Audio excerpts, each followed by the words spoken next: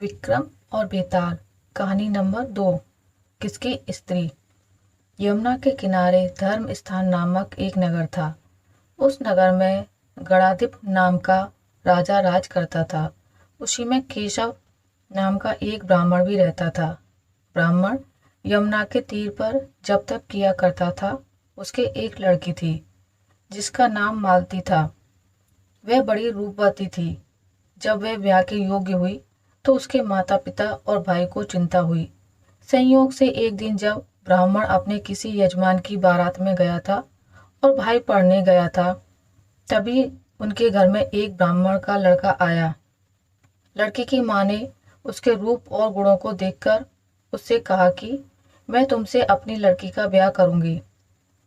होनहार की बात कि उधर ब्राह्मण पिता को भी एक दूसरा लड़का मिल गया और उसने उस लड़के को भी यही वचन दे दिया।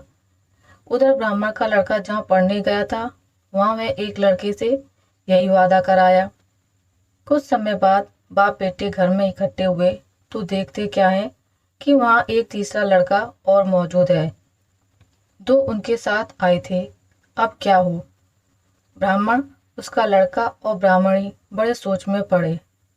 देवयोग से हुआ क्या कि लड़की को सांप ने काट लिया और वह मर गई। उसके माँ बाप, भाई और तीनों लड़कों ने बड़ी भागदौड़ की। जहर झाड़ने वालों को बुलाया पर कोई नतीजा ना निकला। सब अपनी अपनी करके चले गए। दुखी होकर वे उस लड़की को शमशान में ले गए और क्रियाक्रम कर आ गए। तीनों लड़कों में से एक ने तो उसकी हड्डियां चुन ली और फकीर बनकर जंगल में चला गया। दूसरे ने राख की गठरी बांधी और वहीं झोंपड़ी डालकर रहने लगा। तीसरा योगी होकर देश देश घूमने लगा। एक दिन की बात है, वह तीसरा लड़का घूमते घामते किसी नगर में पहुंचा और एक ब्राह्मणी के घर भोजन करने बैठा।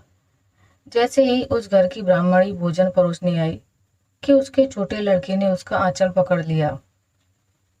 ब्राह्मणी से अपना आंचल छूटता नहीं था। ब्राह्मणी को बड़ा गुस्सा आया।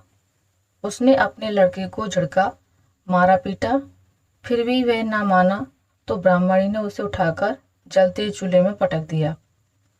लड़का जलकर राख हो गया। ब्राह्मण बिना भोजन किए ही उठ खड़ा हुआ। घर वालों ने बहुत कहा पर वह भोजन करने के लिए राजी ना हुआ। उसने कहा, जिस घर में ऐसी राक्षसी हो उसमें मैं भोजन नहीं कर सकता। इतना सुनकर वह आदमी भीतर गया और संजीवनी विद्या की पोथी लाकर एक मंत्र पढ़ा। जलकर राख हो चुका लड़का फिर से जीवित हो गया। यह देखकर ब्राह्मण सोचने लगा कि अगर यह पोथी मेरे हाथ पड़ जाए तो मैं भी उस लड़की को फिर से जिंदा कर सकता हूँ। इसके बाद उसने भोजन किया और वहीं ठहर गया। जब रात को सब खा पीकर सो गए तो वह ब्राह्मण चुपचाप वह पोथी लेकर चल दिया। जिस स्थान पर उस लड़की को जलाया गया था वहां जाकर उसने देखा कि दूसरे लड़के वहां बैठे बातें कर रहे हैं। उस ब्राह्मण के ये कहने पर कि उसे संजीवनी विद्या की पोथी मिल गई है और वह मंत्र पढ़कर लड़की को जिंदा कर सकता है। उन दोनों ने हड्डियां और राख निकाली। ब्राह्मण ने जैसे ही मंत्र पढ़ा वह लड़की जिंदा हो उठी। अब तीनों उसके पीछे आपस में झगड़ने लगे। इतना कहकर बेताल बोला, राजा बताओ कि वह लड़की किसकी स्त्री होनी चाहिए। राजा ने जवाब दिया, जो वहां कुटिया बनाकर रहा उसकी। बेताल ने पूछा, क्यों? राजा बोला, जिसने हड्डियां रखी वह तो उसके बेटे के बराबर हुआ।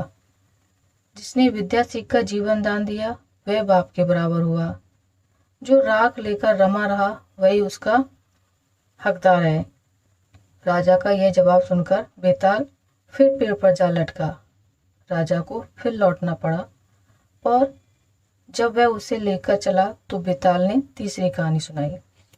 तो दोस्तों, आपको मेरी आज की वीडियो कैसी लगी मुझे कमेंट करके ज़रूर बताइएगा। अगर आपको ये वीडियो अच्छी लगी है तो इसे लाइक करें, ज़्यादा से ज़्यादा शेयर करें और अगर आप मेरे चैनल पर नए हैं तो इसे सब्सक्राइब करना ना भूलें। मिलते हैं एक नई कहानी के साथ, तब तक के लिए नमस्कार।